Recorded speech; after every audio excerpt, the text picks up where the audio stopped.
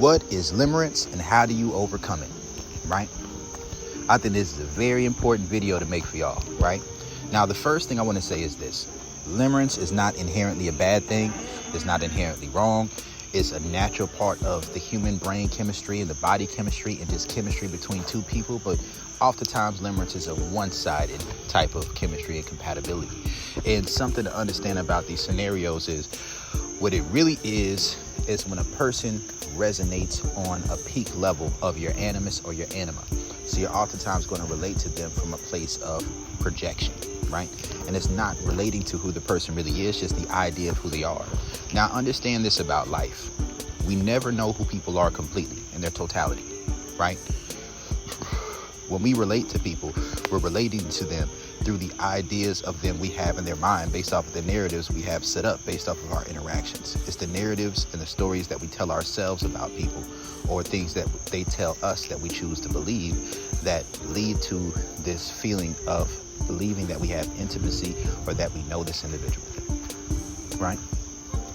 Now, what many people consider to be limerence is just that beginning stage of, it's like in between infatuation and actually being in love or actually loving someone in truth of having spent enough time with them, around them, seeing them in enough different scenarios of life to see how they react and respond, right? And knowing that this is someone who's dependable. Now, the dependability and the consistency of this individual may be something that you can't put a expectation that this is going to last forever. But when it's over a consistent, extended period of time in different scenarios and facets of life, what this does is it gives you a frame of reference of saying that even if you do not know this person, what trust does is it simplifies an individual so that you don't have to think about all the different aspects of who they are. Now, if the different aspects of who they are aren't things that can and or will affect things too deeply or won't affect you too negatively in a way to where it will have negative repercussions on your life, then it don't really matter, right? But if it does, you need to understand how to get out of limerence, right? You need to understand how, because oftentimes what limerence truly represents is a transcending of the masculine submissive, right? It's a transcending of the masculine submissive. And sometimes it can also be a transcending of the feminine dominant, right? Very important to understand. It's this feeling of emotional longing where a person represents your childhood wounds, where a person is able to touch your childhood wounds in a way to where they can create a feeling of insecurity, and then you view them as an individual who has a capacity to soothe that childhood wound through you receiving their approval, right? This is what it is. So oftentimes attraction is going to play a part in this. Oftentimes sexual attraction is going to play a part in this. Oftentimes feeling that you have something in common with the person is going to play a part in this. But something very important to understand is that oftentimes an individual will experience limerence depending on what level of access they're used to having to people of a certain level of attractiveness in their own eyes, right? Because understand this, right? Understand this, that we have in the shadow, but we also have the anima and the animus, right? Now, I did hear some theories that both men and women have both the anima and the animus, but that men who are masculine primarily live through their animus. And as you identify with masculine in logic first, you live your life in a way to where this becomes a more fleshed out and real aspect and component of who you are. And because it becomes more real and fleshed out, and because you identify with the masculine first, it's kind of like your animus is moved out the way, right? That's just more so how you think. It's a more holistic version because you spend so much time in the masculine, so much time thinking in a logos type of manner that you've superseded and you've gone beyond the level of being just plain the animus, right? Right? Same thing for a woman. Same thing for a woman, right? Now, something to understand is that if a woman doesn't feel safe, or a woman doesn't feel the idea of sexual desire, of tapping into her sexual shadow, if her morals are too restrictive, too stringent, and so many things are pushed into her shadow, like sexuality, then understand that sexuality is going to be where the peak of a woman's submissive ego is oftentimes going to be, right? For a man, it's oftentimes going to be in his emotions. Now, why is this? Why is this? Now, understand that most people are going to have a split animus or split anima. And through that process of integrating the shadow and developing the anima or animus, it is how we become more integrated as people. And that's how we're able to see other people in a more holistic manner, accepting different aspects of who they are. We may not know everything. We will never know everything. But the closer your perception is to an individual about who they really are, and you can accept them in that truth, the more intimate that relationship is and the closer you are to them. Now, something to understand is that something that oftentimes creates limerence can be feminine dominance and masculine submissive exercise and self-control.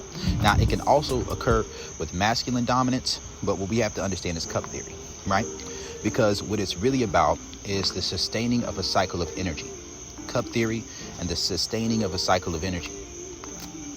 So how you really beat limerence, oftentimes you have to understand it will oftentimes come through the masculine submissive exercise and self-control, right? Because I've experienced it before myself, right?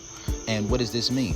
That means that in whatever area you view as something that the opposite sex gives to you in exchange for something that you give them, that's the masculine submissive level, the transactional model of dating, the transactional, whether covert or overt contracts.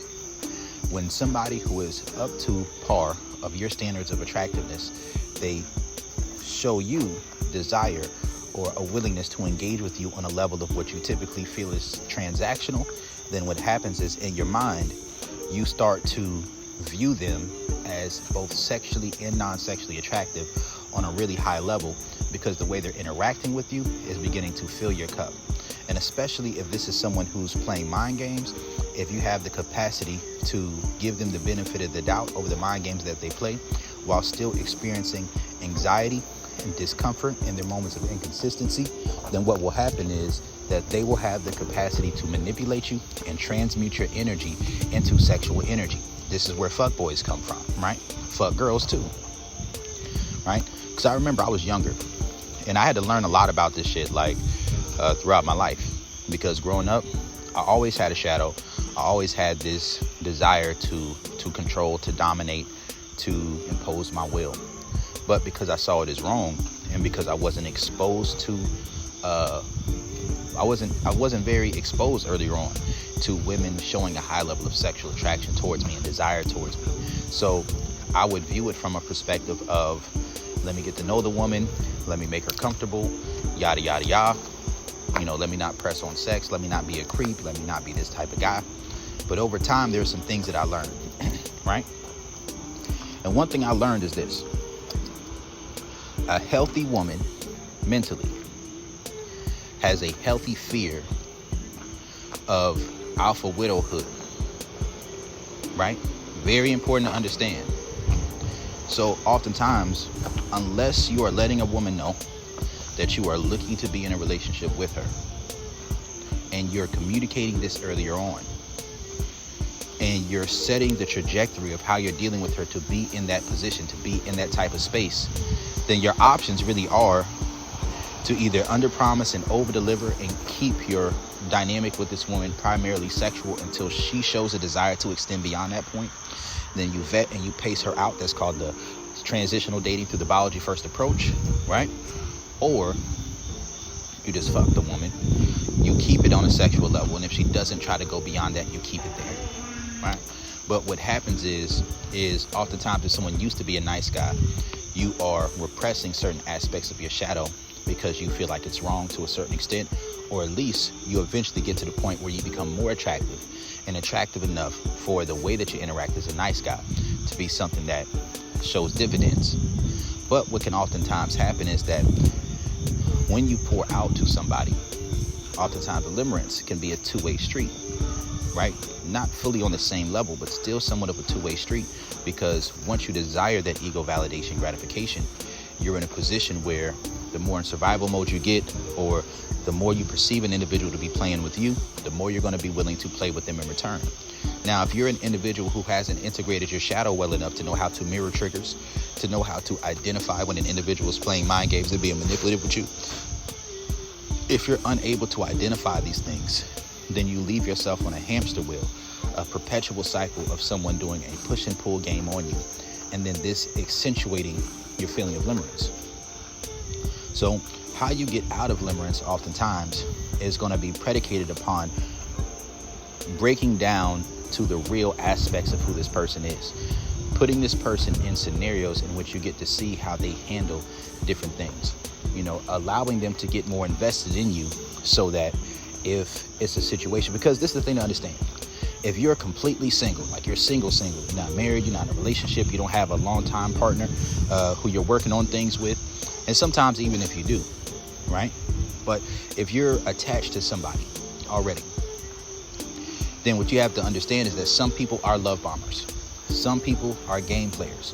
Some people are looking simply to attract you to their lives as a source of narcissistic supply and of ego validation, without necessarily having the desire or the inclination or the propensity towards wanting to see you as more than someone who is going to be a source of narcissistic supply for them, right? Now, understand what that means. Now, narcissistic supply isn't automatically a bad thing. It's not, right? Because we all like validation in some way, shape, or form. And oftentimes women will be people who will look down on the ego because they don't recognize how the things that they want out of a relationship are typically also narcissistic supply. But because it doesn't have a sexual context, and because society is oftentimes going to have certain sexually negative views, many women are going to view a man who puts a high precedent on sexuality as a man who is a fuckboy, or who's negative, or who's his pressure, or it's a creep, or whatever it is, unless she's extremely, extremely attracted, or unless he resonates with her animus enough for her to feel comfortable.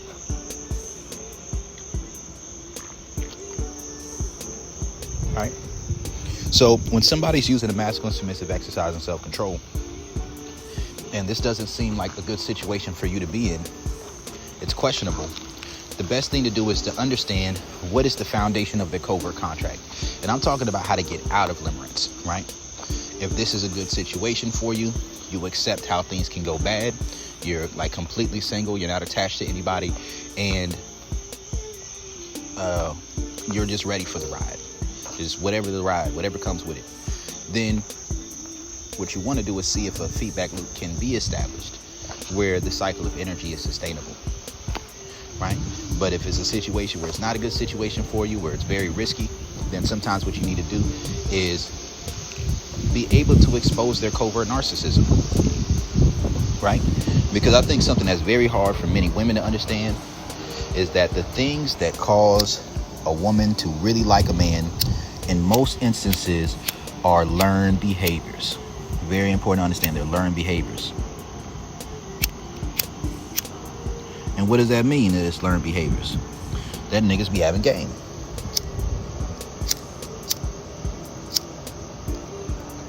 And because most men do not have game, in the rare instance that a man does have game, in that woman's mind, she may then begin to feel and view the situation that she has with a particular man as if he's just so different.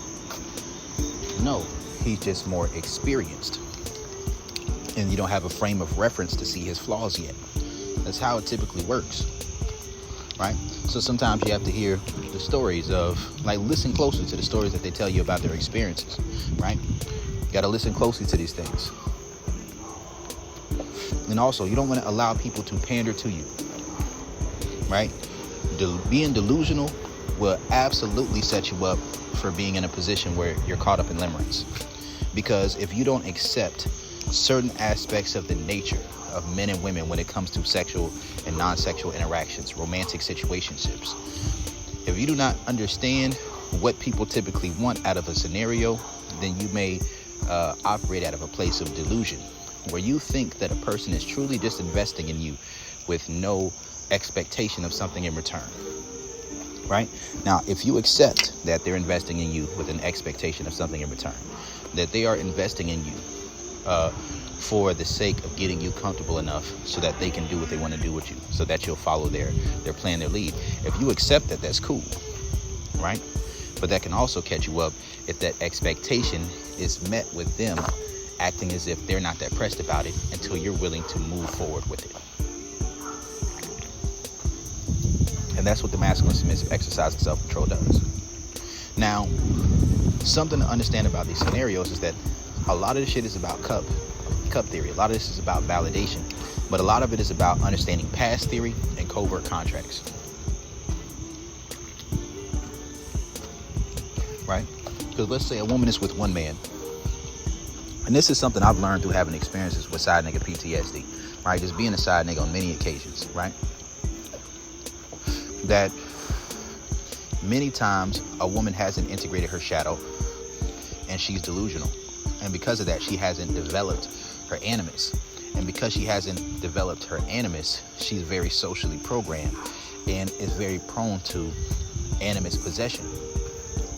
Now, when there's this feeling of limerence, the desire for validation is so strong that you avoid doing things that will cause an individual to not feel as if they're in a position of control, or to do things unless it's a reaction to something that hurts your ego. And you want to protect your perception of this individual by any means necessary. This is where you may have another partner and start vilifying them in order to justify cheating on them or breaking disagreements that you have, and then giving yourself empathy for what you do because you feel like they deserve it, even if they necessarily don't. Right? But what you have to understand is that when you have a long-term relationship, this person sees you on a regular basis. They understand who you are to a certain extent. They see your flaws, you see their flaws. And real intimacy, real safety is based in truth, it's based in honesty, it's based in transparency, it's based in vulnerability. Without that, it's not true intimacy. It's just a fantasy bond. It's a fantasy bond. One thing I'll say is never sabotage a pre-existing relationship over a fantasy bond. That's one of the worst mistakes you can make, because this oftentimes comes from the fear of missing out, from codependency, from this idea that the grass is going to be greener on the other side. Right? Now, some people learn this earlier, some people learn this later, some people learn this way too late. Right? And sometimes communication clears up a whole lot of things. Sometimes it does. But the way you test and see if a person is really who they say are, because check this out, right? I operate more so out of the role of a masculine dominant. Because I operate primarily out of a role as a masculine dominant, I tend to be very direct with women that I'm interacting with, and to let them know certain aspects of my expectations as we cross those lines or as we get to those places, right? And because of this, the only thing a woman really has to do to establish if I am who I say I am is to do what I say, and then see if it creates a positive feedback loop. If she interacts with me the way I say I want her to, right, and she doesn't, and there's no positive feedback loop for these things, right, where my words and actions aren't matching, where there isn't a sustainable cycle of energy, then that would be saying, okay, cool, this is one way that you determine whether or not somebody's feminine dominant or masculine dominant, right? But understand that there's core polarities and fixed polarities, right? What does this mean? It's really the way that somebody relates to when their cup gets low or when they don't feel adequately reciprocated. So if your energy gets out of alignment with this person's energy, polarity will always balance itself out. And it's more likely and more common for someone's energy level to drop down than for it to come up. So what limerence is when somebody transcends a lower level of energy and goes into a higher level of energy due to a high level of attraction and resonating with an individual, where a person identifies with their anima or their animus. Right? And that's what being caught up is. So if it's a good context, it's a good situation, that the person does reciprocate you some, then that limerence eventually turns into feeling as if you're in love. If this is met mostly with stress and strife, regardless of the reason, because it could be because of them or it could be because of your pre-existing relationship, then that just turns into limerence, right? And that's where it stays in that place of it mostly being an emotional, psychological, validational addiction. So have I experienced limerence before? Hell yeah, I definitely have. I remember there were a few different instances in my life where I have. But a lot of that was because I stayed to myself a lot as a child. I moved around like 13 different schools, like just throughout my lifetime. Lived in 5 different states growing up. So I didn't have enough time, and I've always been very introverted. So I didn't get to establish a lot of friendships, right? I did have friends, of course. I still got friends. I had friends then, I got friends now. But what I mean is closely knit friendships within a neighborhood. I wasn't able to really maintain and sustain those over extended periods of time. So a lot of my friends would be friends I had for like 10, 15, 20 years, 5 years. People I've known, people I've worked with, or people I went to like elementary school with, who we stayed in touch, and then we'll go see each other during the summers, and oftentimes we'll be in different states, right? But I remember the first major time I experienced limerence. A lot of this comes from anima and animus projection.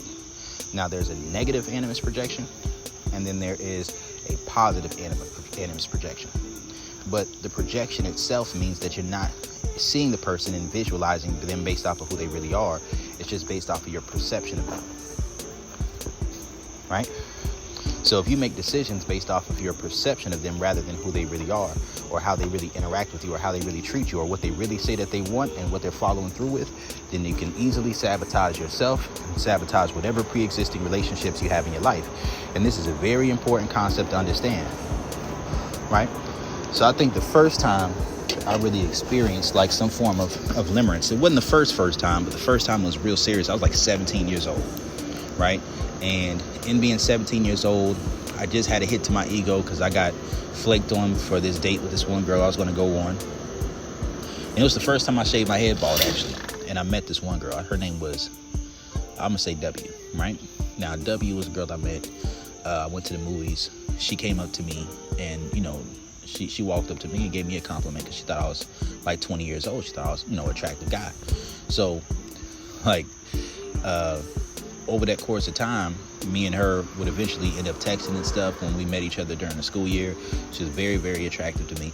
And we started texting, and I wasn't trying to be direct with her about my sexual intentions, because the thing about it is this: once you're in an insecure state and you think you really like someone, you haven't integrated your shadow, you don't have a lot of experience, then something that can happen is one side of attraction can be so great that it bleeds over into multiple areas of attraction. So I was so physically attracted to her that all I had to hear was a couple of different things that we had in common to idealize this woman and to project my anima onto her. And throughout our interactions, you know, that's where you get your heart start beating fast. Somebody texts you back, or, you know, those different type of things. But I remember there was a point in time where I used to leave lunch. I used to leave out of class, get a pass so I can go to her lunch and go sit with her and talk with her and stuff like that. And everything was cool. But then I remember one day, there's this girl, Kay. And Kay was like, you know she has a boyfriend, right? Oh, man, when I said my stomach dropped through my ass, oh, man, that shit hurt. That hurt. I remember it was hard for me to eat for a couple of days. Real shit. That's what happened. And when that occurred, it was just one of those situations where I was just like, man, let me communicate with her, see what's going on. See, one thing you have to accept in life is not to feel entitled, right? And sometimes there's certain things that come with communication and relationships and dating that when you just have regular people skills, when it comes to just interacting with people, not necessarily in a dating context, you may not recognize that no response is a response. That means you're not a priority for that person, right? If you can't accept that no response is a response, then you'll allow being ignored to get your wheels spinning. And as it gets your wheels spinning, those negative feelings will feel like you're using willpower in order to control those negative feelings. And then all it takes is for that individual for you to have to reinterpret this in a way to view them positively so that you can get rid of that negative emotion, or for them to try to make you feel comfortable and talk to you or give you some attention. And then it soothes that childhood wound that you have, right? And then it just kind of creates this process where it's either push and pull, and if you're pushing too much, then they'll push you off, right?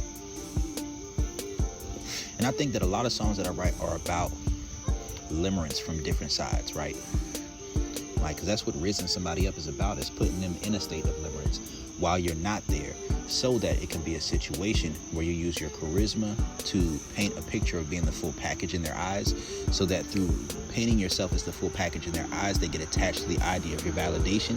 And through getting attached to the idea of your validation, they're willing to be a little bit more submissive with you. They're willing to want to invest more in you.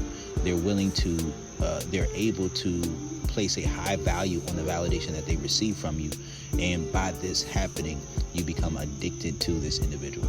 And when you become addicted to an individual, it's about whether or not this is an individual who is using the fact that you have this attachment to them to encourage you to do things that will continue you to grow and improve in the areas of your life that make you more attracted to yourself, more confident, more secure, more attracted to yourself, others, and to them. Right? If the way that they're encouraging you to behave is in a way in which it will disqualify you from them, it will make you less attractive to people around you, or it'll make you less attractive to yourself, like you'll put yourself down. Not saying there's anything wrong with degradation, because I'm a degradation guy as a dom, right? But what I'm saying is that you have to, they use that power and control to make you more attractive to yourself, to others, and to them. If you're not becoming more attracted to them, more attracted to yourself, and more attracted to others through the things that you do in order to gain their approval, then they're mishandling and misusing the power they have over your ego and over your emotions. Now, that's one thing I am on. I don't believe that it's wrong for a person to be in a position where somebody's in a leadership position or a dominant position in a relationship. I do like and I do believe in hierarchical structures of relationships, right? But this isn't something that we can always control. See, you don't really get into love and integration unless realized chemistry is greater than curiosity. If curiosity is greater than realized chemistry, that means that there's certain aspects of your shadow that are being repressed, and through those aspects of your shadow that are being repressed, they have the opportunity to be, for your shadow to take unconscious control over your actions and behaviors. And through this unconscious control being taken over your actions and behaviors, it puts you into a position where you feel like you give yourself a lot of plausible deniability, and you give them a lot of plausible deniability. And with said plausible deniability, it puts you into a position where they don't have to tell you what their real intentions are, what they really want, because you're not willing to do the same thing because you're afraid of losing access to them. So sometimes part of getting over limerence is to before you get too invested, or sometimes even after you get invested, to clearly communicate what type of situation you would like to have with them, right? And the thing to understand about it is this: you can communicate this directly, right? And see how they feel about you, see what they think about you. And if you're a person who desires to be dominant, who's a person who desires to be masculine, then understand that you need to be able to communicate directly what type of relationship you want to have, right? And be willing to walk away if this person isn't willing to pick up what you're putting down. Also, if you're submissive, then understand that part of this limerence does also come from an entitlement of feeling like people have to reciprocate how you feel about them. And that can be a negative thing. That can be a toxic thing sometimes. It's not always wrong. It's not always bad, but it can turn bad. So what you need to understand is this: don't assume that a person likes you just because they're talking to you. Don't assume that a person likes you just because they're having sex with you. Don't assume that a person likes you at all, right? Even if they're showing smaller signs that they do. Listen to what they say, look at their behaviors, and see if their words and behaviors match. Very simple. But I will say this: as a submissive, what you also need to be able to do is see if you can establish a positive feedback loop with a dominant, to see if with their dominance comes masculinity. And what do I mean by that? The ability to set expectations, the ability to lead, the ability to say what it's going to be, and the ability to establish positive feedback loops based off of how submissive you are towards them. So you can't be like, so what are we? Like, let's say a woman is really liking a guy, she has sex with him, they're not in a relationship yet because it's a casual situation, and then she's like, okay, so what are we? Where is this going? And then he's like, shit, we're just ordinary people. You know, we don't know which way to go. We're just ordinary people. Maybe we should just take it slow. You know, we are farmers. Dun dun dun dun dun dun dun. You know, it's like, that's how it be sometimes, right? No, you sometimes, before you can really take those forward movement steps as a submissive, you have to show submissiveness first. Then after you show submissiveness first on a certain level of what is relevant, or of what is appropriate for the situation that you're in. And then you ask them or you talk to them about how they feel about you when the opportunity presents itself. And then when you have those conversations with them, that's when you're in a position where you say, okay, cool, well, could you see me in this position? All right, what would be the things that we would need to work on, or that I would need to do for us to be in this position together? And if they don't have a clear answer for you about what they need, they're playing with you, right? But you have to be willing to ask. Now check this out. This is something to understand about your pre-existing relationships. If what they require from you is the same thing that the person that you're already with requires from you, and that's the reason why at times they don't treat you as nice as they could because you aren't doing these things and they already told it to you, then you have to recognize that you're a person who thrives off of psychological reaction. You're a person who thrives off of self-sabotage in a way, because it's a lot of animus possession and shadow possession, where you thrive off of people utilizing reverse psychology on you. Rather than telling you and communicating exactly what they want to and how they want things to be, you prefer to be in a situation where you figure it out on your own. And that is not really a good position to be in. It's really not. Where you just want to figure it out on your own, rather than actually communicating what issues are in a relationship and setting a plan forward. Because check this out. What Limerence does is it gives you the opportunity to transcend the masculine submissive into the feminine submissive. But if you're feminine submissive with someone who's feminine dominant, feminine on feminine, it clashes, it goes nowhere, right? You just stay stuck in that position of a situationship. That's kind of how it works. So when you get expectations set for you and you're looking at actions and behaviors and words and thought processes, there's certain things that you need to assess to know if this is somebody who you really can establish something with. And part of what that is just saying you're going to do something and following through, right? Now, if you implement boundaries, right, and you stop being as available, and then they're willing to follow through, then there's a good chance this is an individual who's attracted to a challenge rather than being attracted to you. Understand that. And what does that mean if an individual is attracted to a challenge? It means that typically they're feminine dominant, and that through being attracted to this challenge that they want to overcome, they're willing to invest more in you. But it means that if you ever are in a position to remove those boundaries, then the challenge will be gone.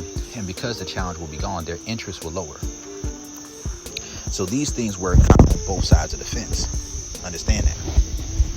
So what I'm really talking about is you want to get to a place where you can communicate what's going on. You know what's going on. You know what the program is. You know what the protocols are. You know how this relationship is supposed to work. And that from that space, you assess whether or not this is something that will work for you in your life.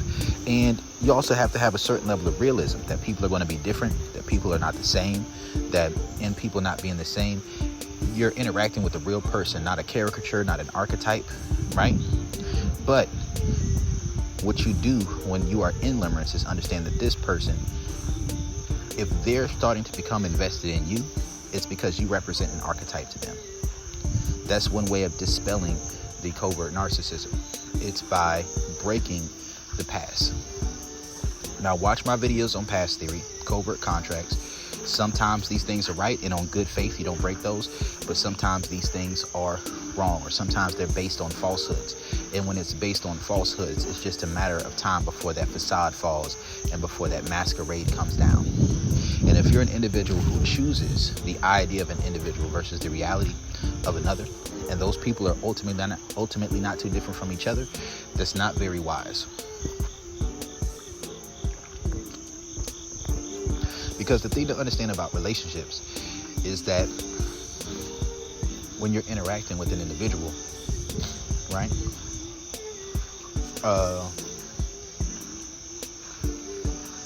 you're going to see different sides of them. When you're a Limerence, you try to stick to just seeing the side of that person that makes you feel good. But when you've been with somebody for a long enough time, sometimes what will happen is you're so used to them, you're so comfortable with them that you get complacent. And through that complacency, because you're not doing the different things that you would like them to do, that they would like you to do, and you're not doing it consistently or making efforts towards that, they become frustrated with you. And as they become frustrated with you, it can make you feel unsafe because you feel like they don't understand you, that they don't like you, right? Or they don't like you as much, or you don't feel safe or comfortable, or you don't feel like things are flowing easily. Understand that things can flow very easily with an individual who's not invested in you, who doesn't want anything with you, and who doesn't like you like that.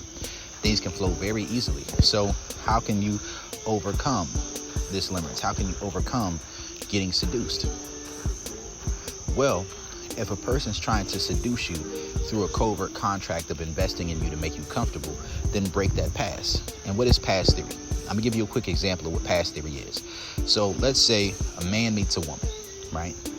And because he perceives her as not being that type of girl, which is seeing her based on an archetype, or because she has a pre-existing relationship, or because he met her in a social setting or a work environment, he may give her a pass for not being sexually available to him or receptive on the level that he would like her to be.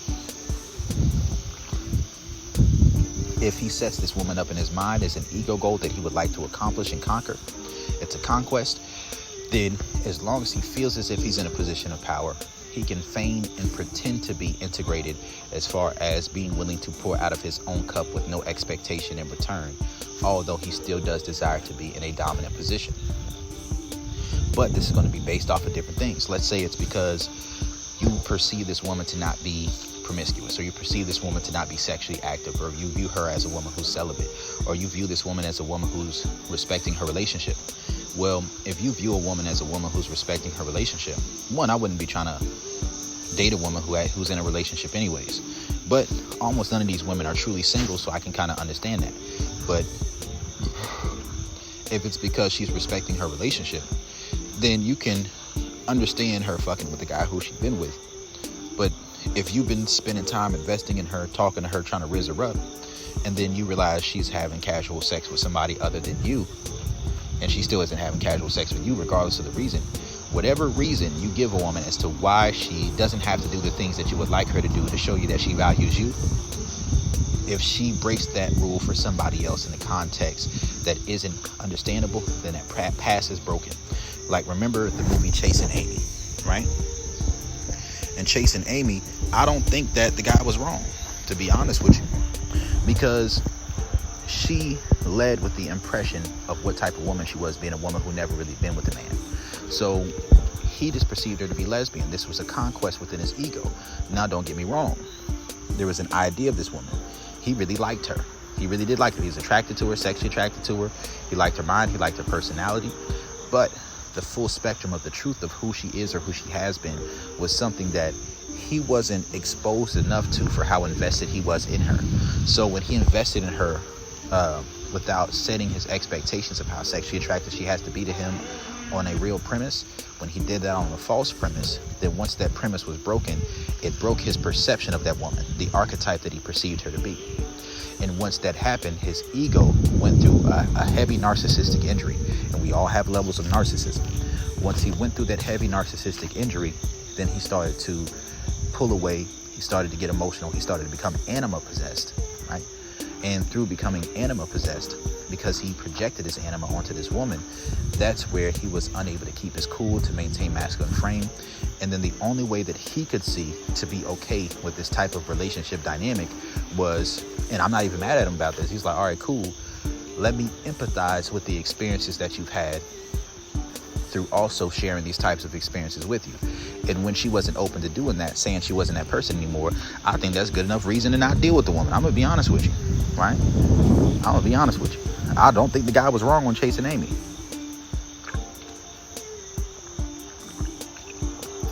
Because if you withhold information or you lie about who you are, about what you do, about what you want, about what you have done, and whether it's lies of omission or lies of commission, then what you're really doing is you're in a dating situation, in a romantic environment, you are setting an individual up to be in a position in which they are growing attached to a false narrative of who you are. Now, if everything that you share about yourself is completely true, you're honest, you're direct, you're pretty upfront about who you are and how you interact with them, then as long as the things that you represent about yourself or present about yourself or say and how you show yourself and what your history and your past isn't too different from how you present yourself and what you say about yourself, then a person may have to deal with their ego early on if this is something that conflicts with their idea of how relationships should work or how men or women should operate. But if they're able to get beyond that, then they're able to accept these things about you and then develop an attachment to you based more in realism, right? Based more in the reality of who you are rather than the idea of who you are. So it may not have to be, like I said, nobody fully knows everybody 100%. Nobody knows anybody 100%. But as long as the reality of what you experience with this person isn't too different from the idea of this person you have in your mind, then your ego should be pretty safe from things that are too unexpected unless the person switches up. Right? Very important to understand. And you also have to understand inadvertent behavior here as well. So boyfriend energy, that's a big thing that gets women caught up in limerence, where their cup gets low, guys pouring energy into them. They're like, hold up. Once a man crosses the threshold of how attracted a woman is to him and how invested he is in her, right? Where she says, this is the level of investment I would need to have sex with this guy, right? And he invests that plus some, but isn't putting any pressure on sex. It can give the woman the false impression that the man isn't motivated sexually by his actions and behaviors if her shadow isn't integrated. So she may see, oh, there's no pressure here. But the truth is, there's only no pressure because the judgment is being suspended, right? Oftentimes, a man's not going to release himself, who has a little bit of game, is not going to release himself to have an expectation on sex until the woman's verbally agreed to it, until they've already done it maybe 3 times, right? And until he feels like he has the woman in that way. And when I say verbally agree to it, I'm not talking about the idea of sex. I'm talking about saying, this is something I want to do specifically with you. Let's set a time to make this happen. Set a time and a place. Let's do this. When you come through, this is what we're doing. Y'all do it. Y'all do it a few more times, and then you're able to talk directly about exactly what you want to do when that happens. And then that takes place for a consistent period of time. Now, the more experience you have, the less you trust that a woman's going to be consistent with this. So the more secure you are and the more emotionally disciplined you are, the easier it is for you not to allow yourself to get overly anxious or excited or enticed with the idea of, I'm ready to spend this time with this woman because sex is going to be on the table. And that gives you a lot more patience. Another thing that gives you more patience with it is just having other women. Something that a lot of women need to understand about fuckboys, right, is that what fuckboys will oftentimes do is they'll go through this process of pursuing multiple women, right? But while they're pursuing multiple women, there's nothing wrong with that. They'll oftentimes do it through boyfriend energy, but then come back around once you are interested in a relationship with them and then tell you that they're not interested in a relationship. And that creates this break in the narrative that is created within the individual about you.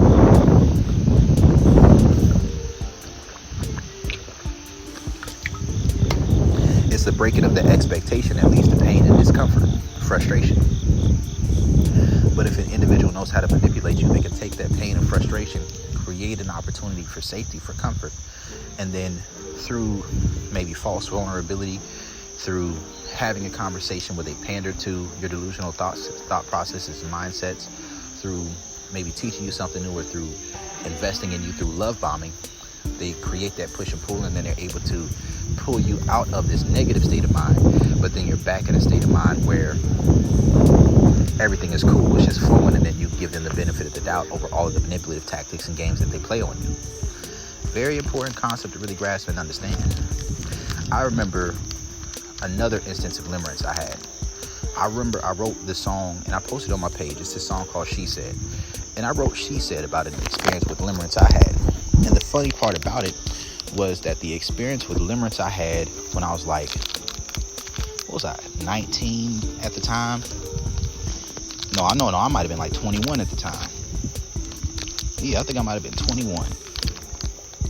The experience I had with limerence at that point in time in my life was one in which I was secure enough and had enough experience with women to not fall into limerence just because of a conversation, or just because a woman said I was cute, or just because a woman was texting me, right? I had enough experience for that, but I had never experienced, up until that point in my life, a woman showing me that level of raw, pure sexual desire.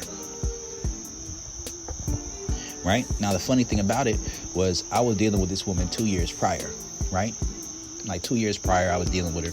And during that period of time, she was actually experiencing limerence for me because she had a crush on me for a long time. And I used that crush she had on me to be in a sexual relationship with her when the time presented itself, because that's what I wanted to do. But I didn't understand the importance of why you should be direct with women.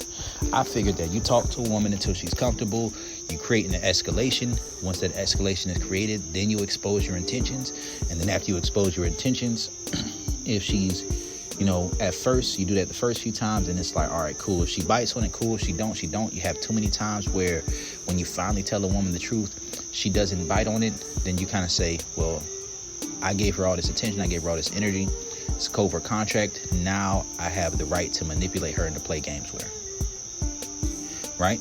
And I remember years down the line when, because we were talking about dealing with each other when I was like 16, 17, I think like 16, 17, we're talking about dealing with each other. And then she couldn't follow through. She was still a virgin at the time. And then when we finally ended up dealing with each other when I was like 19, and it was a situation where she was still a virgin, but I understood how to run the game, right? So one thing I did was I just tried to get some head. Another thing that I did was, once I could tell that her energy was starting to feel off, or her energy was starting to seem like she was going to back out of it, I was like, you know what? I was being honest. I'm like, I'm in a place in my life right now where if I was you, I wouldn't fuck with me. I don't think it's a good decision. That's strategic honesty, right? That is bypassing the psychological reactance through reverse psychology. And I knew what I was doing at the time too. Now, it's strategic honesty because it's still respecting the boundaries, but it's strategic because you understand that there's a mental block in a way that keeps a person from doing what you want. So you use your understanding of the mind to say, you know what, I'm going to remove the possibility of this, or I'm going to threaten you with a good time. And I'll be like, listen, it's not good to fuck with me at the place that I'm in my life right now. Because at the time in my life, I was going through a lot of like religious shame. I was going through a lot of religious shit that was like really tough. So I had been celibate for like a year or so before then. So because I had been celibate for like a year before then, this is when I broke my celibacy. And yeah, she had experienced some limerence towards me, and she was down for whatever that summer, right?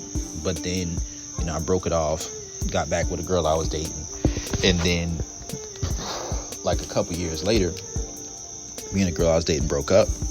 And during this time, the girl was in limerence, right? The girl, she was in limerence with someone else when me and her reconnected after I went through a breakup. And when me and her reconnected, she was in limerence with this guy. And what he did was basically, he was a fuckboy, right? He would give her a bunch of boyfriend energy, was very bad with boundaries. Like, he didn't respect any of her boundaries, but he knew how to transmute her energy, to take whatever strong emotion she felt, and then to turn this into sexual energy and submissiveness, and then to make her feel good about him afterwards. And this was something that he was able to keep going for a long time. So what I did was I gave her some techniques to get out the situation. Now, what I'll say is this: if a man is setting expectations, especially if a man is looking for a relationship and he's following through with that, or he says he's not looking for a relationship and he's following through with that, then something to understand is that there's nothing wrong with those situations. The issue is when the lines are blurred and it's not with a tone and a pace and a setting that allows things to progress forward in a way that's going to be positively and mutually beneficial for both parties, right? Especially if there's other context in a situation. So this dude was really fucking this girl up. He was fucking her head up. Like, got her pregnant, her and another girl at the same time, lied about having a girlfriend. The girlfriend and her got pregnant at the same time. Then the girlfriend that he lied about having was harassing her up until the point that she lost the baby. Now, his main girl was not as attractive as the girl that I'm talking about, but that's something that we'll notice oftentimes happen, right? Oftentimes we'll notice that, and I've been there as well, so I'm not saying that I'm talking down on nobody for this. Sometimes you'll have a main girl And she may not be as attractive as some of the women that you deal with, but she's solid, she's consistent. You may feel like she's sexually loyal, so you trust her a little bit more. Kind of feeds into like a smaller level of Madonna whore complex. And she may have certain motherly traits or nurturing aspects to her where you say, all right, this is a good woman, so you stick with her, but then you still have your other women on the side. And those same women are also very prone to having those bouts of limerence or having those bouts of getting digmatized.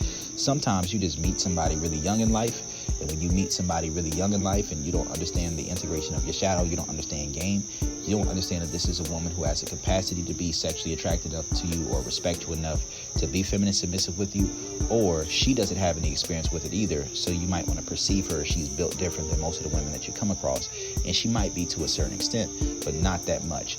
And the more you fuck over a woman who's in your life, right, and you do her dirty, or you're cheating on her, or you're lying to her, or you're playing with her, you're playing these games, you're not valuing her, you're getting complacent, eventually all this resentment and hurt is going to build up. And once this resentment and hurt builds up, it's let that hurt go pussy. And once let that hurt go pussy, it's the non-stick principle. Because even if a dude isn't a better lover, even if he doesn't have better dick than you or better sex game than you, just the fact that there's such this pull on this feeling of taboo of crossing the line of being faithful to you to dealing with somebody else means that her keeping secrets about the situation makes that taboo. It increases the desire. Him being a pure bad boy while she has the benefit of a man who's consistent in her life, it's something that it adds a lot of allure to the situation if you aren't integrated to where she can transmute that sexual energy back to you. Very important to understand. Very important to understand.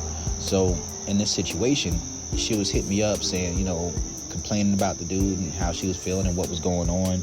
I remember me and her had a conversation one time. And this ain't something that's even true anymore. But at the time, me and her had a conversation. It was like 2 years after the last time we dealt with each other. And she was just talking about how she was caught up on somebody at the time. And she was like, oh, I just got a special relationship to his dick. It's my favorite. It's just like, I just got a special relationship to his dick. That shit hurt my ego. But in my mind, I was like, man, I'm glad I don't give a fuck that much. Or this really would have hurt my feelings. And because, as men, we're egotistical beings. But I played it real cool. And then she came to me one day and she was talking about all the shit she was going through. Like, it got real bad. Like, she started going through depression, anxiety, all type of shit, dealing with the emotional roller coaster this guy was sending her through. Like, this is the type of dude who would, be fucking her and then just take the condom off, nutting her, and not say anything about it, right? Very reckless type of individual. And a lot of lies, a lot of games, a lot of playing. But she came to me one day and she was like, the dude keep fucking with her, right? And it's getting out of hand, it's getting bad, it's hard for her to focus on school, it's hard for her to focus on life, it's getting really fucked up, right? Now keep in mind, the same girl, after me and her stopped dealing with each other, she was in a long-term relationship. And I'm gonna say something to you niggas, size ain't everything. And I'm gonna tell you how I know size ain't everything. And I'm gonna say that when it comes to this girl. And I ask these type of questions. I'm Coach Brody. I'm a sex coach. So I do have conversations with women about size and how this affects their experience and where their arousal level is and what different spots get hit. Because that's how I'm able to give advice to men based off of what they're working on. Or I give general advice about, okay, what's the size, shape, make of your dick? If that's what you got, then these are the spots it's going to be easier for you to hit with most women so that your sex game is a little bit more acclimated towards the reality of what you're working with, right? And because you can't be no dude who got no 4-inch dick talking about, oh yeah, I'm about to give you this cervical orgasm. You sound stupid, right? Because the thing to understand is that when the vagina is fully aroused, in my experience, it's typically the cervix is going to be at least about 6.5 inches deep. Unless a woman has a tilted or a short cervix. I think the shortest cervix, the shortest pussy I've ever been in of a woman who was fully aroused was maybe about 5 inches deep. Right? But this woman, she left from dealing with me, got into a relationship for 2 years, almost 2 years. This dude was fucking humongous, but she didn't even like having sex with him, right? It was like it hurt, it was a painful experience for her, and she didn't even really like it, but she loved the guy. Watch out for women who love you but don't have that sexual energy for you. Either you got to integrate that shit or you got to move on, because your ego about to be real hurt in a minute. I'm telling you some real shit. So that's prematurely integrated relationships. So he kept cheating on her. And this is a dude who she said had a humongous dick, but he felt very insecure because he felt like every girl he ever dealt with cheated on him. Real shit. So he had like not only side nigga PTSD, but he was just traumatized altogether when it comes to relationships. But he was a serial cheater himself. So when she left from dealing with him, she had a lot of hurt, a lot of tension, a lot of frustration built up in her body and her emotions and sexual energy that wasn't released dealing with him, maybe somewhat due to his insecurities. So when she met this other guy, she had so much energy that was poured into her, so much that was pent up, that she was already primed up and ready. So this dude gave her her first orgasm, right? And when he gave her her first orgasm, it was like it rocked the world. Now this guy wasn't even packing like that. Like, he's probably like average, maybe slightly above average, but probably like what y'all would consider average is what he was. That's what she said about him. And she was like, she had a special relationship to the day. But I'm gonna tell you what happened. She came to me one day and we were talking about, you know, sex and stuff. And we're talking about relationships and shit. And she was just talking about how, you know, the situation was really hard on her. And the nigga was like fucking her life up.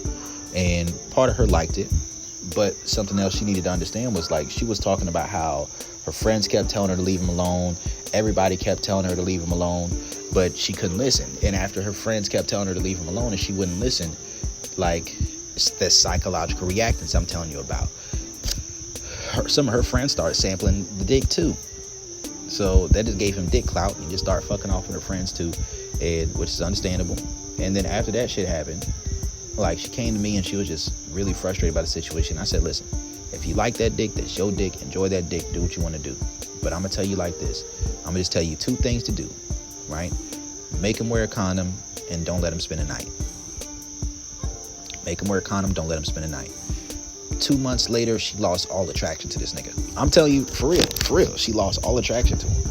Because once she started to implement boundaries of making him wear a condom and not allowing him to give her the inadvertent behavior of spending the night cuddled up with her, making her feel intimate and emotionally love bombed, she was like, okay, cool. He started to act funny with her. He started to display weakness. He started to blow her phone up. He started to do these different things, right? And when he started to do those different things, she lost respect for him. She was then in a position of power, and then she fell out of limerence with him and just stopped fucking with him altogether. And I think that's a very interesting context and a very interesting situation to understand. Because when it comes to these things, that's kind of how it went. So after a while of the situation going on the way it was, a couple months later, she hit me up, and then I started back fucking with her. But when I started back fucking with her, what I had to realize and recognize was that I taught her how to be a no-limit soldier. Now understand, when it comes to archetypes of women, I have 3 primary archetypes that I consider the toxic femininity triad. 3 archetypes that I consider the toxic femininity triad. And what are those 3 archetypes? It's the no-limit soldier, the Topanga, and the sage burner. Now the sage burner is the hyper fake spiritual, or the spirituality without accountability, right? Spirituality without principle and accountability, and without any type of masculine structure.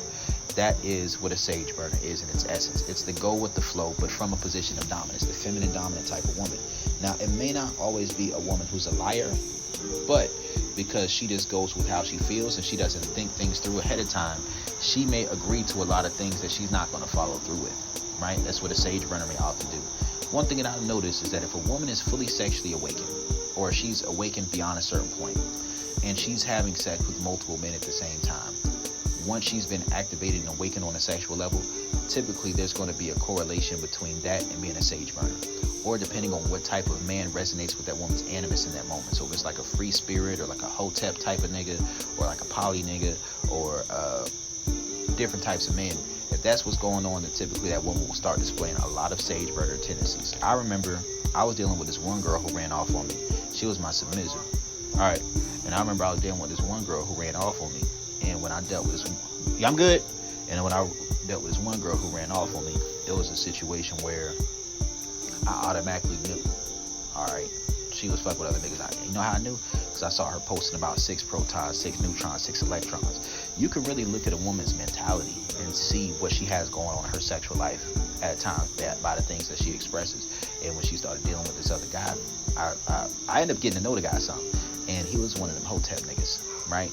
Like one of them niggas with one of them Egyptian names on Facebook. Cool dude though, cool dude.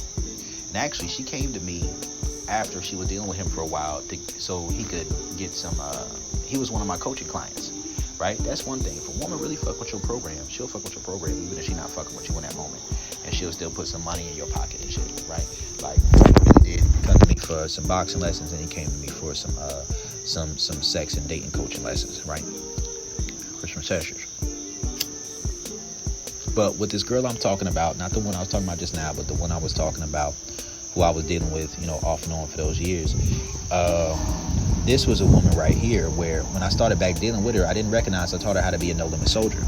Now, no-limit soldier is a woman who does a masculine submissive exercise and self-control, but it can lean into feminine dominance. That's a woman who knows how to play the role of engaging with you sexually, making you feel sexually desired, but cutting off her emotions in order to deal with you.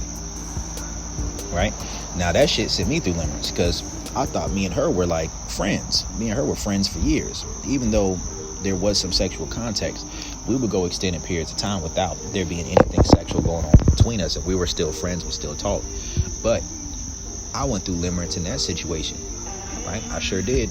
And it fucked me up. Like I would experience like damn near like primal panic at times because the value of the validation that she gave me, being a woman who I was very attracted to, who made me feel desired sexually on a high level for the first time, although she was using me for sex, that felt good. Because when you're not used to women sexually desiring you, it feels good to be desired for sex. And yeah, that shit fucked me up some, because we went from communicating consistently to it being a position where she would go ghost me for like a week anytime she wanted some dick, right? And then she would be very inconsistent, but not really not try to communicate and set expectations. So we would have a conversation, like, all right, cool. Like, all right, this is friends with benefits. And this is one thing that's fucked me up in the past before. This is why I do transitional dating the way I do. I don't jump straight to friends with benefits, because a woman can talk to you. You gotta understand this. A woman can talk to you all the time, and everything's cool. Y'all can communicate, everything's cool. That does not mean that she's going to be the same way once you're putting some good dick in her. It does not mean that. Once you're putting some real good dick in a woman who actually likes you as a person, if you don't like her also as a person, or you're not setting a trajectory towards that, then she's going to have to cut her emotions off in order to protect herself. It's just natural. It's just realistic. It's just reasonable. And once you accept that, you're going to have a lot less frustration in the dating world. A lot less frustration. So once that situation occurred, it was like we went from being friends who used to talk on a regular basis somewhat, to her going ghost on me for days, weeks at a time, her not being consistent with me anymore, her sometimes bait and switching on me, saying that we were friends with benefits, but then treating me like a fuck buddy. Oh, that shit hurt me. I ain't gonna lie to you. This was when I was, I was much younger at the time. So yeah, I know better than that shit now. But that was my own entitlement, because when you're a man who's used to thinking that every single woman that you have sex with is going to like you, then if a woman doesn't treat you like she likes you when you're having sex with her, it sends such this mixed signal, this shock to your ego that says, damn, so she's fucking me, but she don't like me. Or she's not treating me like she like me, so she gotta like me since she's having sex with me. No, that's because when you're used to being a nigga with boyfriend energy, then every woman you have sex with is a woman who likes you because she had to like you in order to have sex with you. But once you step into the lane of being a sexual alpha male, what you have to understand is that some women see your sexual alphaness, right? They see your sexual desirability, and they say, this isn't a dude who's looking for something right now. This isn't a dude who I want something with. He seems attractive enough to have sex with, and because of that, I'm going to protect my emotions, because he's not looking for something serious. Because before me and her started back fucking with each other, before that could even occur, I was petty, right? How was I petty? I got back at her for saying what she said about saying she had a special relationship to that dick and that it was the best she ever had. Even though we was fucking with each other when I was like 19, I got back at her by telling her I never wanted to date you. Like, I never wanted to be in a relationship with you. And it wasn't too long after that she was really ready to start fucking with me, because it cleared up that line to know that a relationship wasn't on the table. So anytime she started to feel emotions towards me, she would back away to protect herself. Masculine, submissive exercise and self-control. Because she did genuinely like me. She would have a crush on me, right? Now, something to understand on the flip side of the masculine, submissive exercise and self-control is that once it comes to the idea of a man doing the masculine, submissive exercise and self-control, he's going to play the cool guy. Now, there's two types of masculine, submissive exercises and self-control. It depends on how much experience a man has with being sexually desired, as well as how sexually attracted the woman is to him, right? So when you're doing a masculine, submissive exercise and self-control, you're playing either the nice guy or you're playing the laid-back cool guy. It's one of the two. So if you're playing either the nice guy or the laid-back cool guy, something that occurs in this time is that you have to limit both sexually and non-sexually, right? When you're doing a masculine, submissive exercise and self-control. So how did that girl do that with me? That led to me being in a position of limerence. Well, when I go see her to have sex with her, we'd have a great time. I'd be tearing that pussy up. We'd have a good time. Every time I seen her, she swallowed. Like, this is something I talked about in my song She Said. I wrote it about her. And something that occurred in this experience was that, like, I would spend the night because I'd have to drive to like Charleston or some shit like that to see her. But when I went to drive to Charleston to see her, we'd have sex that night, we'd have our hookup. You know, she'd hit me up and it was always right on time to where my cup was getting lower and I felt like I was starting to get aggressive and I really needed to release some frustration, because at that point in my life, I was experiencing let that hurt go dick. Let that hurt go dick mixed with like let that hurt go dick or let that hurt go pussy, accompanied with masculine, submissive exercise and self-control on the side of the other person, is very addictive of a combination. This is oftentimes what leads to limerence. Understand that when you have let that hurt go dick or let that hurt go pussy in the midst of dealing with an individual who's doing a masculine, submissive exercise and self-control. So I had let that hurt go dick because of issues I had in a previous relationship. So I was just tapping into my inner aggression, tapping into my inner dominance, like for one of the first times in my life. Not the first time, but one of the first times. And once I really tapped into that, it was like, okay, this person is showing me that they desire me. I'm attracted to them, and they're showing me that they desire me in the way that I'm not accustomed to feeling desired. This is soothing a childhood wound for me, and a wound or a trigger or a trauma that I've experienced recently. And this is something that really made me start to idealize that I like the woman, right? Now, in that situation, I still had, other women in my life and stuff. So it was a situation where, I think the ex at the time, I still had her in my life. So I was able to keep and track my priorities and be like, okay, cool. Let me not overdo this, right?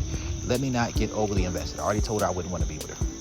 But something in my ego just said, something for me said, like, I gotta get at it. Like, I just want to digmatize her. I just want to do something to her. And I've done it before, but just because you've done it before don't mean you can do it again with the same woman. So it was a situation where she would hit me up, just let me know she was trying to get some dick. Cool.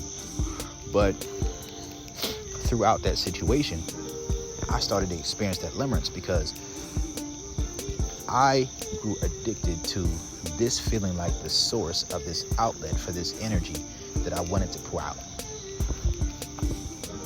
Right? It felt like the source of this outlet of this energy.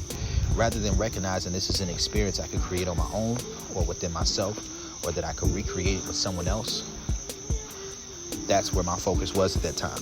And as an emotional priority and as a sexual priority, that even was greater than the pre-existing relationship I had at the time. But what did I use to protect my relationship that I had, even though I was single? What did I use to protect that relationship? I used certain principles like tenure, right? Meaning that anytime I wanted to do something new sexually, I wouldn't allow myself to do that new thing sexually with someone else if I didn't do it with my previous partner first, right? My pre-existing relationship. What else did I use? The right of first refusal. Now, it was hard to do this at first, but it got much easier over time. And having a set schedule for when you see your partner is something that really helps with this. So, also another thing was being honest, not lying to my partner about it. Yes, she was hurt at the time. She was hurt. but I was honest with her. And once I experienced enough inconsistency, it was just hard. But one thing I recognize is this: oftentimes you have to win the game you have to win the game to change the rules. And this is going to be very hard for people who aren't willing to integrate their shadows, because they aren't going to be willing to be actively manipulative in order to get out of limerence. But oftentimes, unless the other person messes up in how they interact with you, unless you're willing to be actively manipulative to see their weakness so that you can lose respect for them, so that through losing respect for them, it lowers the value of their validation so that you can shift your focus, it creates a scenario in which you find yourself on a perpetual loop of being caught in somebody's web. Right? Now, the funny thing was, I taught the girl the techniques that she used on me. I taught her that shit. I taught her that to help her in a situation where somebody was just playing with her. Now, she perceived me as that, even though I wasn't, but she perceived me as that, and now I better understand as to why. And me and her have talked about it since then. This was years ago. Me and her, we're still cool to this day. But for a long time, I had a lot of negative feelings towards this woman because I really felt like she played with me. Like, we friends with benefits. Why you treat me like a fuck buddy or just a hookup? You see every once in a while, but used to be friends and talk all the time. That shit hurt me. Right? That's one thing I'm going to be honest about. Some of these niggas get on this YouTube shit now where they so damn hard. But in acting like they so damn hard, they lose sight of and lose track of their humanity. Most people that gonna listen to you are human. They go through shit, their feelings get hurt, their ego get bruised, and it's about how you move forward from there. Most people who are on this YouTube shit aren't people who got it together already 100%, or they wouldn't be here, and nobody truly has it together 100% anyways. So I don't try to present this false idea of who I am. I'm not somebody who's perfect in this game. Not at all. I make mistakes. I still make mistakes. Right? I believe in accountability. If I do something wrong and a woman tell me, or, I assess it on my own, I will apologize to a woman. I will apologize to a woman and take accountability.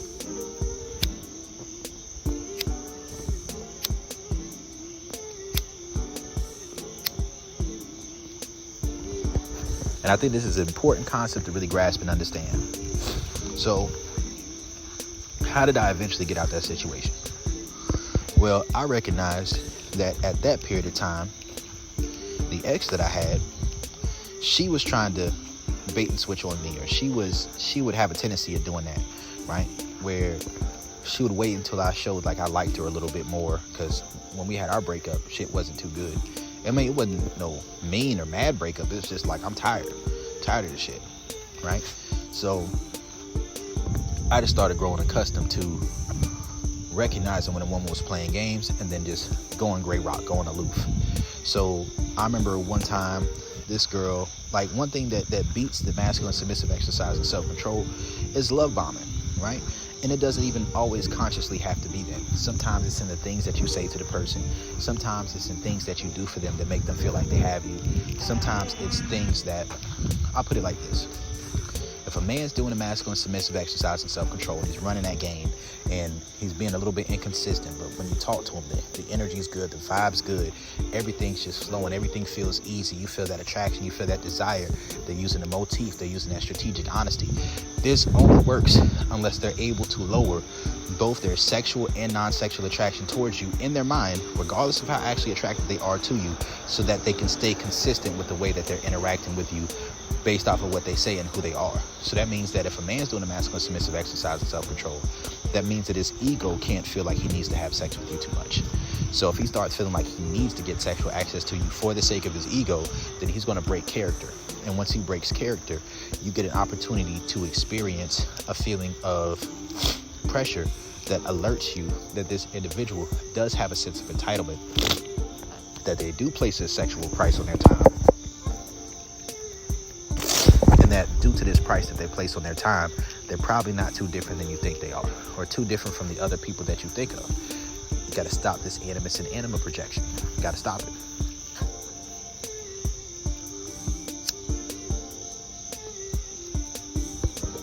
Right? So one part of it is boundaries. Boundaries help you beat limerence as long as you aren't implementing your boundaries in a dry begging manner. Right? If you're implementing boundaries in a dry begging manner, as in you're communicating those boundaries, like you're trying to convince yourself, a person's not going to believe you. So they're just going to hang right close to the fence until you're willing to walk over, or they're going to love bomb you afterwards, make you feel comfortable for you to forget all about that, and then all the negative energy transmutes into positive energy, and then now you're ready to reconnect with them, and then they can pull away again. It's like the dismissive avoidant thing, right? Understand that, because when you're in limerence, you're in an anxious attachment style. Not secure, but anxious. And if you really want to go through some shit, let it be somebody who's fearful avoidant rather than dismissive avoidant. That's some real shit.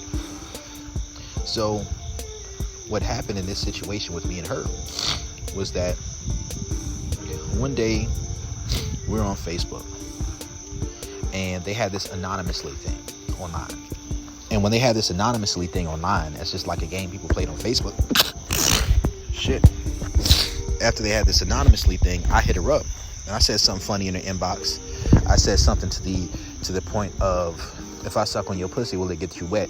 And I put in quotations, and I put Kirk Franklin, because you know Kirk Franklin looked like Plies.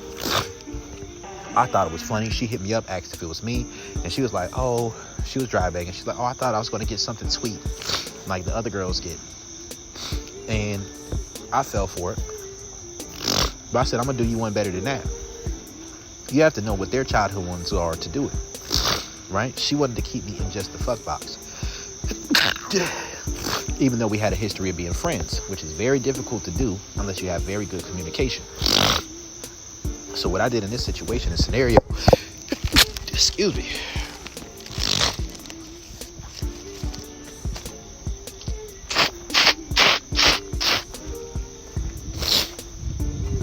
I said, I'm gonna do you one better than that. I sent her some money to go get some flowers. Just flowers from a friend. That's what I told her, flowers from a friend. I remember over the last few years, she was telling me that she never had a friend. I mean, she never had a boyfriend who bought her flowers. Attractive girl. Good head on her shoulders. Good head, too. Fat ass. She was a thick little thing. I ain't gonna lie to you. Attractive girl. But she never had a boyfriend who would buy her flowers. Never had a man buy her flowers at all. So I sent her some money to get some flowers. She bought the flowers. She took some pictures with him, and she told me she cried when she got the flowers. See, a woman can't do a masculine submissive exercise of self-control if her desire for your emotional validation gets too high. If her desire for your emotional validation extends beyond the point where she can separate her emotions, then she's going to have to cut you off. Or she's going to have to play games and manipulate you.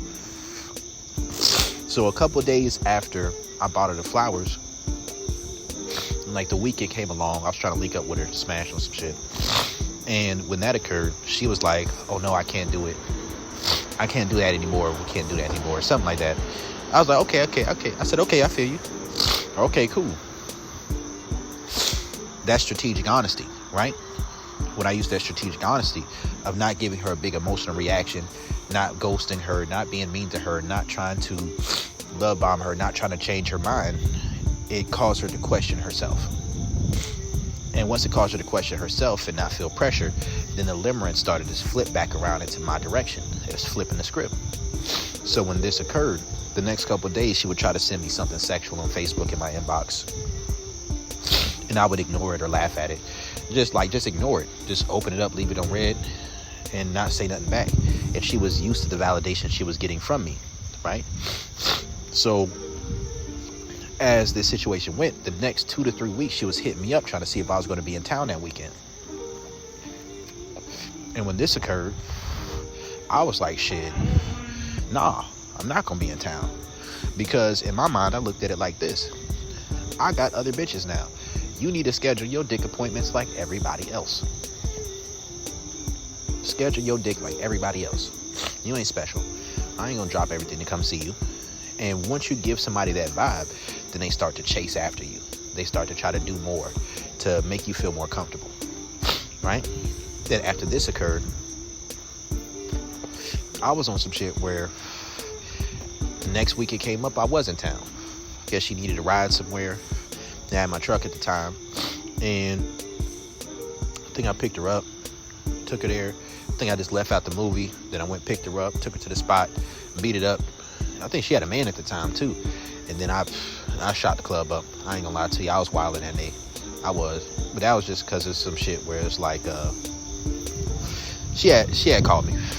I was under the influence, but she was clean, and she ended up taking a Plan B, so she was straight. But after this situation, we kind of just we fizzled out of dealing with each other. But something to understand is that this is how you get out of limerence, right? I'm really breaking it down for you. So one is boundaries that make a person feel rejected, or respecting their boundaries of what they say without trying to feed more into it, taking their words at face value and not trying to read more into it as if they're playing games, even though they are. And when you go gray rock in these instances, it activates a narcissistic injury that makes them want to love bomb you, right? Or makes them want to test you. And once this occurs, you get to see more of who they really are, more of how they really feel. Then you get to be back in a position of power. Another thing is a love bomb. And a love bomb isn't always a conscious thing. If you tell a person, like if a man's doing a masculine submissive exercise of self-control, this has been done on me before. Like I've had women tell me before, I just can't stop dealing with you. I can't leave you alone. Yada, yada, yada. I'm gonna tell you some real shit. Unless the context in which how you're dealing with that person from the beginning is one where you're setting an expectation of both a sexual and non-sexual relationship that can build up to a relationship, or you get into a relationship before you're engaging too much in a sexual relationship, or you're dating consistently, unless these are the things that are occurring, then blurring the lines between sexual and non-sexual companionship is one or both people's attempts at manipulating the other person. Right? So if you tell the woman you're not looking for a relationship, but you're trying to take her out, you're trying to buy her lunch, you're trying to pay for her food, you're trying to send her gas money, you're trying to do these different things, you want a sexual relationship, but you're trying to treat her like a friend, then you're trying to create both sexual and non-sexual compatibility and chemistry with the woman who you only want a sexual relationship with that's going to be casual. Creating long-term non-sexual attachment in a woman that you only want to have sex with is being a fuckboy. That's what it is. Now, sometimes we can justify this if a woman bait and switched on us in the past, right? But breaking that past will do it. I remember this one woman I was dealing with. It was the woman I wrote COVID Floor about. COVID Floor is a single I have that's out on all platforms. But COVID Floor is about this woman who represented one of the most attractive women that I ever really dealt with or even really thought about. And I remember the first time I met this woman, this is before I had any game. Like, that's why I said this was like, I used to ooh over your frame in the days before the game. And when this occurred, I was like, 18 at the time when I met her, I think I was 18 when I met her. And I saw her, I was in the library. I think I was at Florence Darlington Technical College. And she was walking through the library and she had this big ass afro with this fat ass. And I was like, damn, she's sexy to me. But I couldn't even look her in the eyes. That's how, like, I couldn't even really come up to her and talk to her. We ended up having Bible study together because at that time I was celibate, right? And for religious reasons. And I think she may have been too, but not really. I used to hear stories about her and how she got down. She had a girlfriend at the time, or she was in between that relationship. And the funny thing was, the girlfriend that she had was a girl that my best friend, who I was my former best friend, who I used to be in a rap group with, a rap duo with, had limerence for the girl that was her girlfriend. I think that shit's just so interesting, like how small towns can work. So I had some frame of reference of her a little bit, but we used to have, she used to lead the Bible study, cool. And we used to have similar friend circles. But because we had too much frame of reference of knowing each other, I knew it was too late for me to be direct with her about my sexual intentions.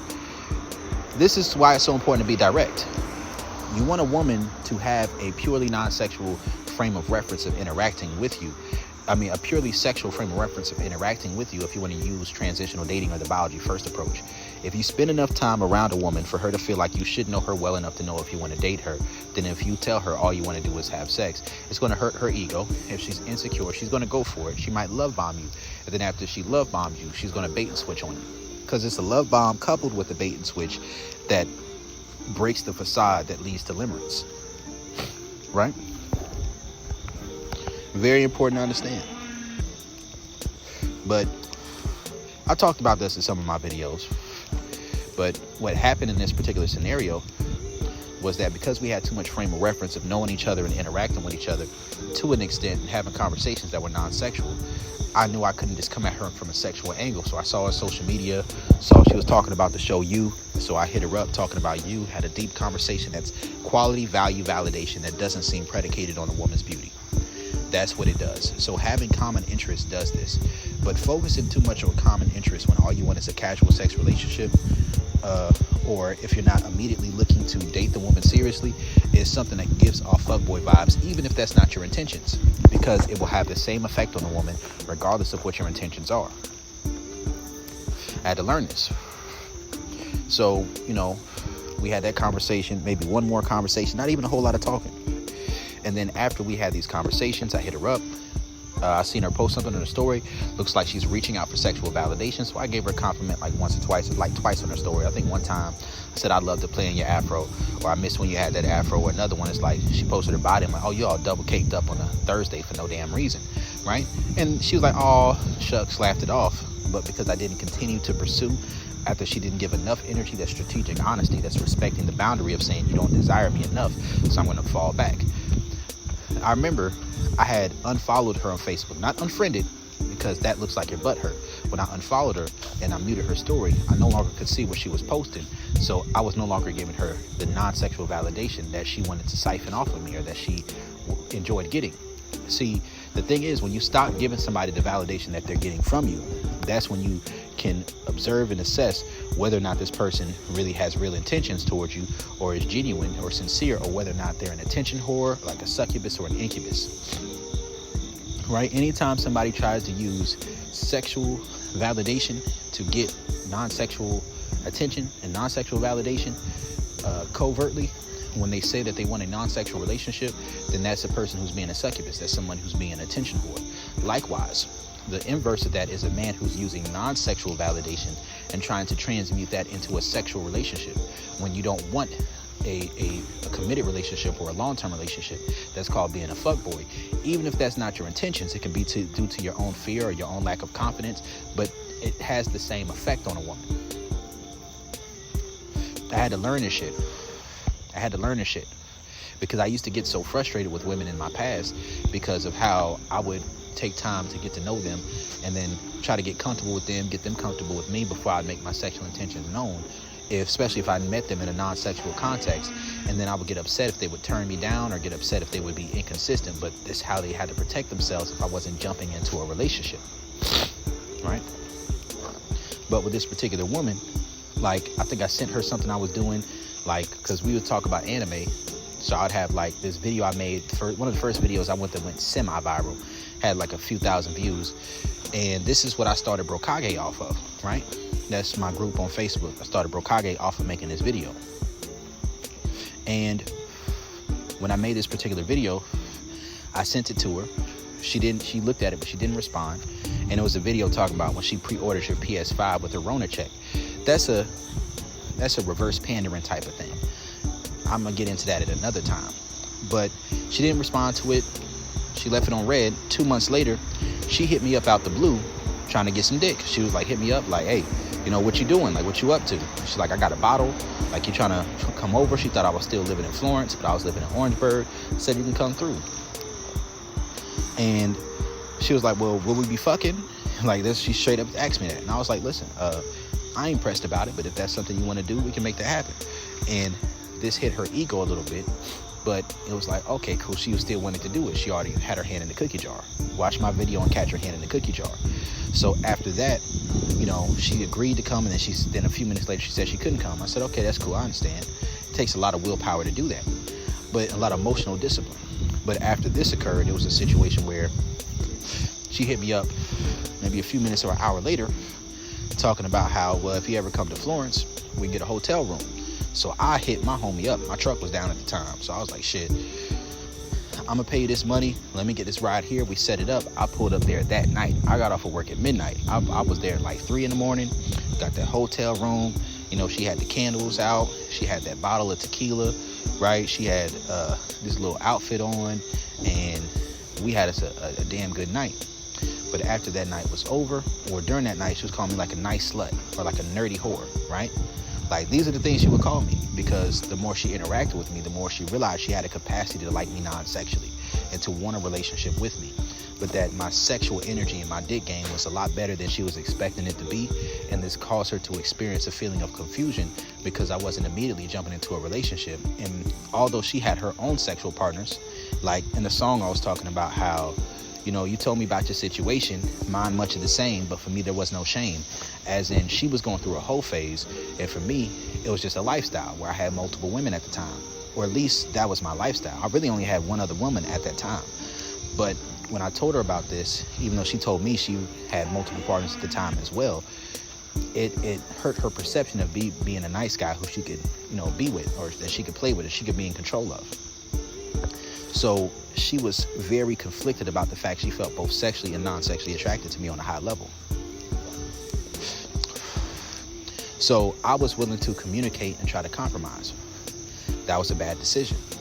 You know, she was like, oh, this is just a one-time thing. And she was conflicted because part of her wanted to date me, but part of her was like, well, this is just a hookup. And then when she realized she wouldn't be able to maintain her emotions being just fuck buddies with me, she would say, well, I don't want you to talk to me like, oh, you're just not my girl and all this other stuff. And I'm like, I'm not that kind of guy, because I'm really not. I really don't care too much about a relationship status. How I deal with somebody is how I deal with them. But I understand the importance of that to a woman at times. So as that situation went forward, we had a fling for like 4 days, right? And I had ran some other game on her as well. I did, but she also ran some game on me. She love bombed me. Spent like $400 within those 4 days, spent like $400 on me. And there was different things I did to play with her validational system so I could maintain access to her. But she did a smart thing, right? She was able to transmute the energy. So she didn't know how to give a man head until he busted. She was like 24 at the time that I met her. And I think I might have been 24 as well when we started, not when we met, but when we started dealing with each other, right? I might have been 23, I might have been 24. I think she was like 24, right? So when this particular situation occurred, it was a situation in which, how do I put it? I taught her how to I didn't give her the validation of coming from sex, right? Because she wasn't having an orgasm during sex at that time either. I think she still hasn't, right? Because I talked to her not too long ago. I'll be keeping up with some women I've dealt with, like their sexual experiences and where they are in their energy. But like I said, it was only a 4-day fling, so I didn't really have that much time to learn her body, but I taught her something new. So instead of giving her the validation of having an orgasm during sex, what I did was I would have sex with her till she pretty much tapped out, and then I would have her suck me off. But I taught her the 2-hand twists and some techniques. This got her very attached to my validation because I taught her something new, a new way to gain validation, right, on a sexual level. But after that, a couple days later, I hit her up using a strategic honesty. I was like, you know, I was already enjoying getting to know you. You know, I can understand if you don't want to do this anymore, or if this was just a one-time thing for you, because that's what she said, even though we had sex like 3-4 times. Well, really like 3-4 times, yeah. And then it was a situation where she was like, yeah, definitely platonic. I was like, if you want to be platonic, we can be that, but if you want to do something more than that, then we can do that too, but either way, we'll need boundaries. This created this strategic honesty, giving her the impression that I'm integrated when I really wasn't. I was doing a masculine submissive exercise and self-control. So when this occurred and she was like definitely platonic, part of me didn't want to respond at all. But I did respond, and I kept everything cool and cordial, right? Because it was really her trying to convince herself she didn't want to fuck with me. And by me not trying to convince her that she should, then it left her with her own desire to deal with me. So we had a little bit of a conversation. She's like, what you doing? I'm at work. I didn't want to say, what about you? But I said, what about you? And she said, they let us out of work early today. And because they let us out of work early today, I'm just sitting in the car, and I can't lie. I can't get the thought of sucking your dick out of my mind. So I set up a time to come see her. I think I went to go see her the next day, right? But I was on the phone with my homie that night. That night I was on the phone with my homie. What happened is that she tried to break the covert contract, but it wasn't in a way that hurt me because I already expected that of her character. So I was on the phone with my homie trying to find out to get a ride up there, right? So we could spend some time together so I can get that head, right? And I said, I bet she's fucking with somebody else right now. But I'm still gonna get me. While me and him were still on the phone, she hit me up talking about, I just fucked with my friend and he came in like 3 minutes and I had to finish myself off. I don't care if I sound like I'm contradicting myself. I'm tired of wasting my time fucking with these niggas. I want to deal with you, right? Love bomb, right? We spent time on the phone. She was telling me how I should write a book about my ideology and all these different things that I do, that I talk about because it makes a lot of sense. And then I went to go see her. She spent some more money on me. And because, I'm gonna tell you what happened. This is really what happened. After we left the hotel room, she introduced me to her mom. Too close for comfort, I know. But then we went back to the room. This time I hit it. This time I nutted from the pussy. But this time what happened was I knew that my ride was 5 minutes away. So I had to start sucking me off, even though I knew I wouldn't be a nut yet. So it would take away that feeling of accomplishment of feeling like she just learned how to give head. So she started giving head to some other men she was dealing with using the techniques I taught her. When she was able to do it, she was able to transmute that validational feeling and transmute that sexual energy in a way to where it took the power and the value of the validation of her being able to do it away from the power I had over how her ego felt. To an extent. That's part of getting over limerence, because that's what she would get caught up in with her hand caught in a cookie jar, right? So I went to go see her, and she was giving me head, but the whole time she gave me head, she wanted me to keep talking to her and all this other type of shit. It came off real insecure, but I understood why, because I had fucked with her head. I told my ride on the way back home from dealing with her the first time, like the first couple days we spent with each other, I was like, hey, listen, I already know she gonna have the shit stuck in the back of her head that she wasn't able to make me nut. So when she hit me up saying I can't get the thought of sucking your dick out of my mind, I already knew it was coming. It was strategic. So when I went to go see her again, she was sucking dick for like 30 minutes or so. Cool. After that, I got my nut off. And then when we were leaving, she was like, hey, I'll treat. Like, let's go to the burger bar. Let's go get something to eat. I'll pay for it, and I'll suck your dick while you drive in my car on the way there. I'm like, this is dope. It was a love bomb. You know, we was real intimate, real all up on each other. But I did tell her. I was honest. I was like, listen, I'm mostly here to see my ex right now. She didn't like that. She didn't tell me at the time. But when she took a step from knowing that she wasn't my priority, she recognized that she wasn't going to be able to create a feedback loop to be in the top position in my life just because she was attractive or more attractive in a short period of time. So then she hit me up about some shit that wasn't true, or that was true, but it didn't matter to her at the time. And after we had this conversation, I was willing to communicate and compromise with her and to try to figure something out. Then I argued with her. Then I was like in limerence and shit myself, because this hurt my ego real bad that she bait and switched on me after all the shit she agreed to do. So after that, it was very hard for me to step out of my feelings. Very hard. And that's when I ended up eventually writing COVID Floor. Right? And that was a beat I made with somebody back in like 2019 when I made that beat. This was a situation that took place in 2020, and I don't think I wrote the song until like 2022. Maybe 2021 when I wrote it. It might have been 2022 when I wrote it though. And then I recorded it at the end of 2022, dropped it 2023. So when she bait and switched on me and I showed weakness by being willing to compromise and communicate and to try to work things out, when that's something that you give to a woman you're in a relationship with, not something you're doing with the woman you're casually sleeping with, she lost respect for me, and it was easy for her to move on. Now, if I were willing to gaslight her or ignore her when she was saying the shit she was saying, then she would have been right back around and she would have stayed on that cycle. But because the love bomb and the bait and switch was powerful enough, it caught my hand in the cookie jar and she was able to get out the situation. So what I'm really telling you is how to get out of limerence, how to get back right when these things are going on. Part of it is breaking a covert contract. Me and her had talked, we're planning to fuck with each other some years later, and I did the masculine submissive exercise and self-control again. And when I did it this time, me and her had plans to deal with each other, but it didn't happen yet. And then she hit me up talking about how she was sexually unsatisfied by somebody else. But the fact that she was doing it with somebody else when I've been investing this time, I did, like, after she flaked on me, I was like, this wasn't fucking with it. So then I broke character. When I broke character, it made it very easy to move on from the situation. So I'm really breaking down a lot of these different things that come with these games and these dynamics of getting your hand caught out the cookie jar, getting your hand out the cookie jar by catching the other person hand in the cookie jar. You can't just use willpower and discipline unless your security level is high enough to get out of these types of scenarios, unless you have very high level of personal self-security and you understand that nobody is entitled to liking you, but you're not entitled to anyone liking you back or wanting to reciprocate you the things that you want. You're not entitled to that. And that chances are, if a situation's going to be good, it's going to start with a certain level of directness, or both people are going to like each other enough to move forward at a certain pace and trajectory. So this is just a masterclass right here. I really wanted to tell y'all some stories, put y'all on game, tell y'all about some of my music, and the songs I was talking about, they're on my YouTube channel. So yeah, real shit. I'm gonna tell you about another thing. This is one girl. This is the last story I'm gonna tell.